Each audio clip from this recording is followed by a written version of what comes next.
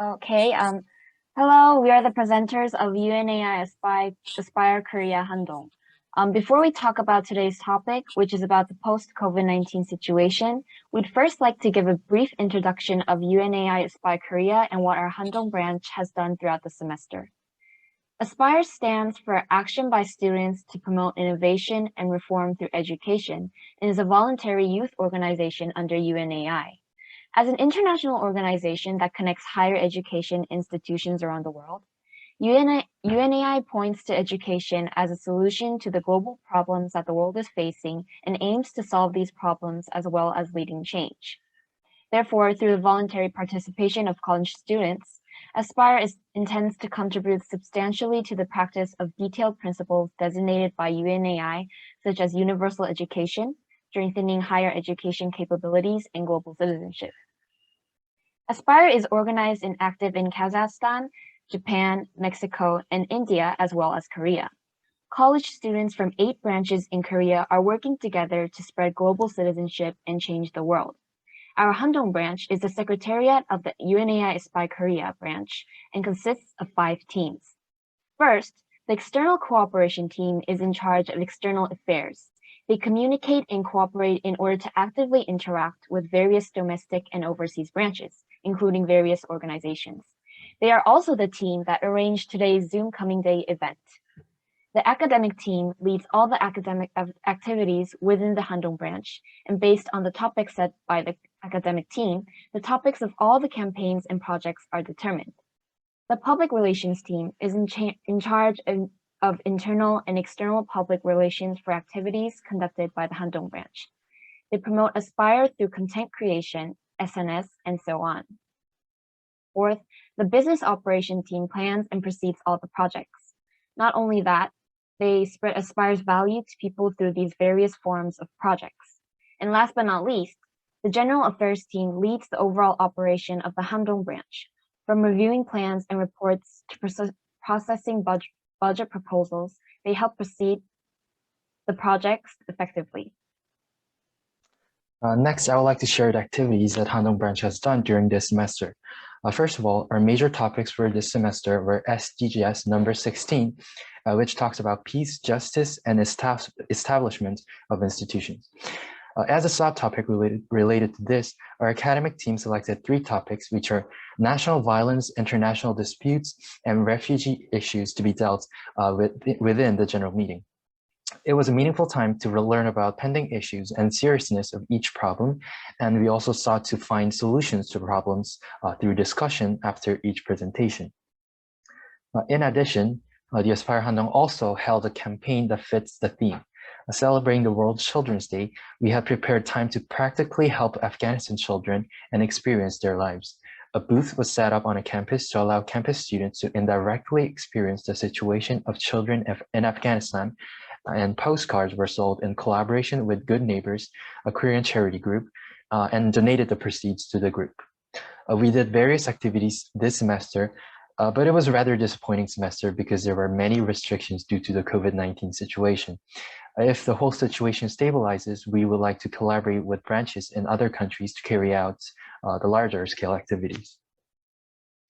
Now, I will explain the COVID-19 situation in Korea. Do you guys know the drama on the screen? Okay, so this drama is a Korean drama called Squid Game. This has gained a lot of popularity, not only in Korea, but also around the world. As many as in 14 countries, it ranked first on Netflix, at the same time ranking second in the history of Netflix. The emergence of popularity of Squid Games means that the movie consumption market in the post-COVID-19 era has been moved to OTT markets such as Netflix from movie theaters. And this is a phenomenon that occurs not only in Korea, but also in many countries. Then, what is OTT? OTT stands for over the top, which means a media service that goes beyond the top, which is also known as set-top box. In the past, we used to watch TV or movie through this top, but now you can watch TV programs and watch movies anywhere you want through OTT service beyond that range. This is a charm of OTT service in the COVID-19 era.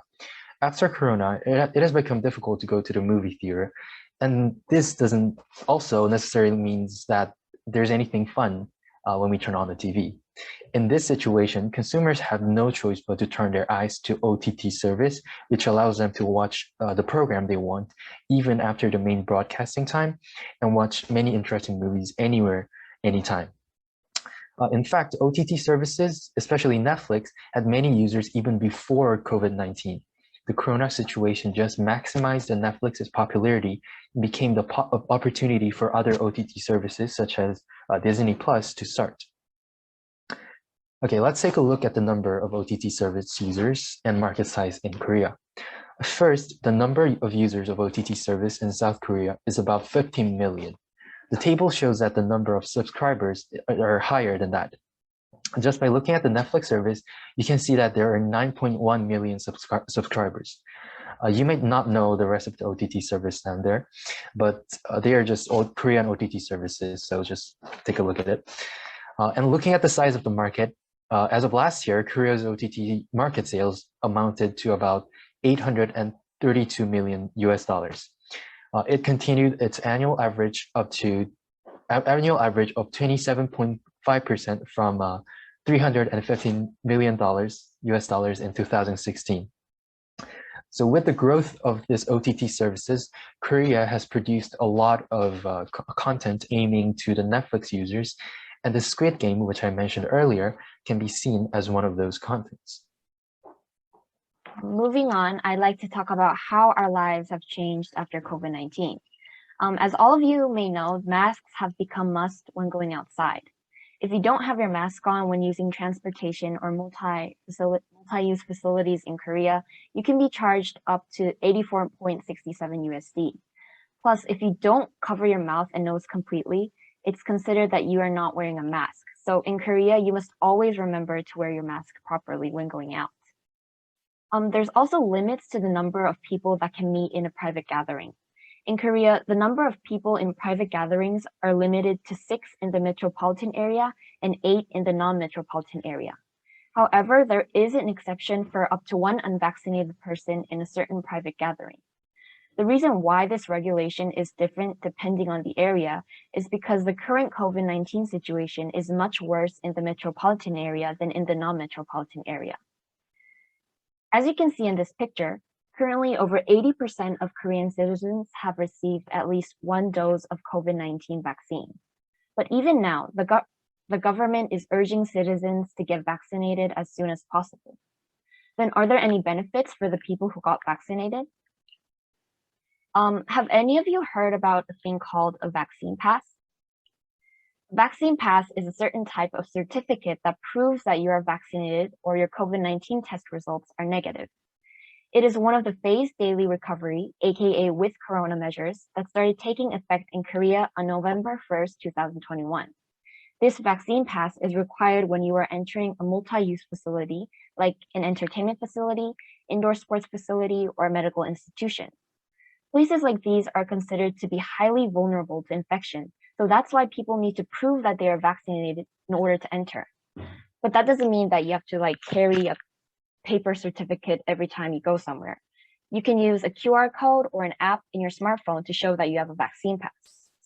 So this basically means that if you do not have a vaccine pass, you are limited to entering and using certain facilities, which is a way of the government urging the citizens to get vaccinated. But although the government has made various measures to take this situation under control, it has only gotten worse due to the Omicron variant and Delta variant. No one knows how widespread this new Omicron variant can be, but the evidence so far does indicate that the Omicron spreads faster than other variants.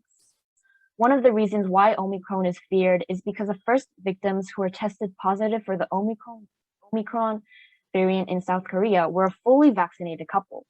So according to the situation, the South Korean government has extended the vaccine pass requirements to restaurants and cafes.